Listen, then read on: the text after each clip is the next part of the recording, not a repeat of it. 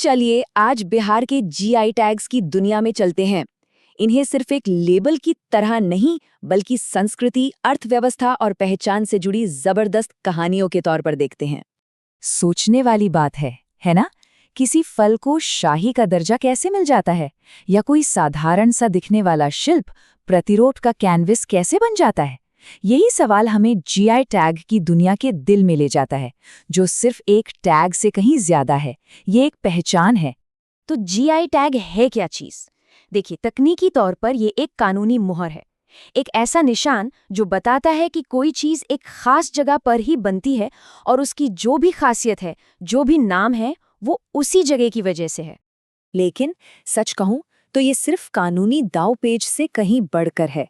ये एक वादा है, एक गारंटी है, इस बात का भरोसा कि जो चीज हमें मिल रही है वो असली है, अपनी जड़ों से जुड़ी हुई है और उसकी क्वालिटी का कोई मुकाबला नहीं है।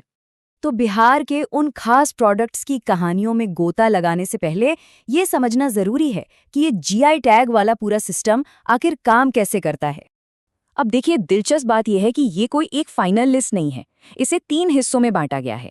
पहले हैं पंजीकृत, मतलब वो टॉपर्स जिन्हें टैग मिल चुका है।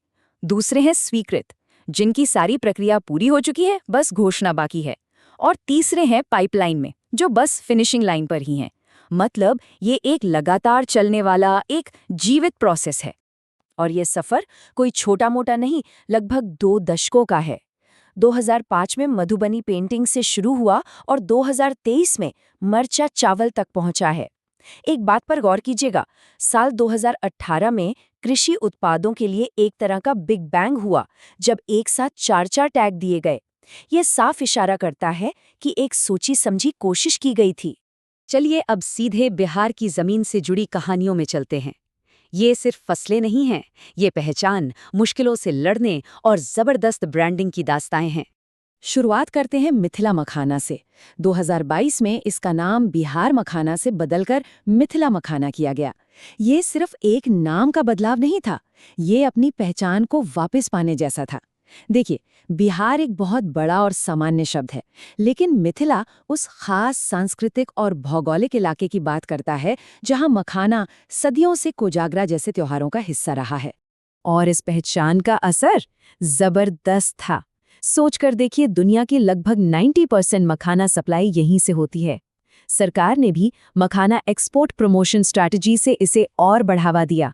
जीएसटी को 12% से घटाकर सीधा 5% कर दिया गया। और इन सब का सीधा सीधा फायदा लगभग 10 लाख किसान परिवारों को हुआ, जिनकी जिंदगी ही बदल गई। अब मुजफ्फरपुर की शाही लीची की कहानी पर आते हैं। इसकी सबसे बड़ी चुनौती और सबसे बड़ा दुश्मन था समय। इसकी शेल्फ लाइफ 48 घंटे से भी कम थी। सोचिए, ये एक रेस जैसा था, समय के खिलाफ। सालों तक यही मुश्किल बनी रही। फल इतना नाजुक था कि भारत के दूर के बाजारों तक पहुंचने से पहले ही अक्सर खराब हो जाता था। लेकिन हाल ही में एक चीज ने पूरा खेल ही बदल दिया। दरभंगा एयरपोर्ट से एयर कार्गो सर्विस का शुरू होना।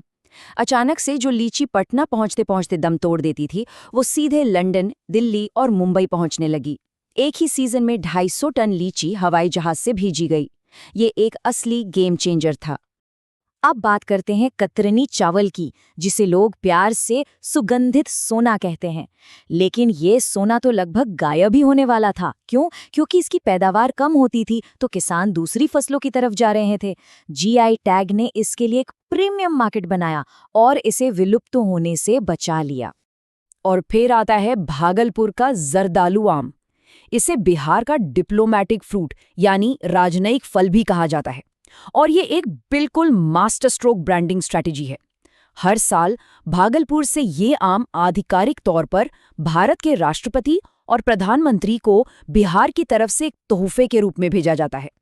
अच्छा, जमीन की उपज से हटकर अब उन हाथों की बात करते हैं जो जादू करते हैं। बिहार के हस्तशिल्प सिर्फ सजावट का सामान नहीं, बल्कि वहां की ग्रामीण अर्थव्यवस्था की रीढ़ की हड्डी है। सुजनी कढ़ाई, इसके लिए एक बहुत ही पावरफुल शब्द इस्तेमाल होता है, प्रतिरोध का कैनवस। इसका मतलब क्या है? मतलब ये कि जो कला कभी बच्चों को ठंड से बचाने के लिए पुरानी साड़ियों से रजाई बनाने के लिए शुरू हुई थी, वो धीरे धीरे महिलाओं के लिए अपनी कहानियों को, अपने मन की बात को कहने का एक जरिया बन गई। उन्होंने अपनी रजाइयों पर घरेलू हिंसा से लेकर शिक्षा के अधिकार जैसे मुद्दों को काटना शुरू कर दिया। ये कैनवस सच में उनका विरोध और उनकी आवाज बन गया। इसी तरह गया की पत्थर कट्टी कला है। इसे हाल ही में जीआई टैग मिला। ये टैग पारंपरिक कारीगरों को सस्ती मशीन से बनी मूर्तियों से मुकाबला करने में मदद करता है। ये एक तरह से इंसान के हुनर को मशीन की रफ्तार से बचाने की लड़ाई है।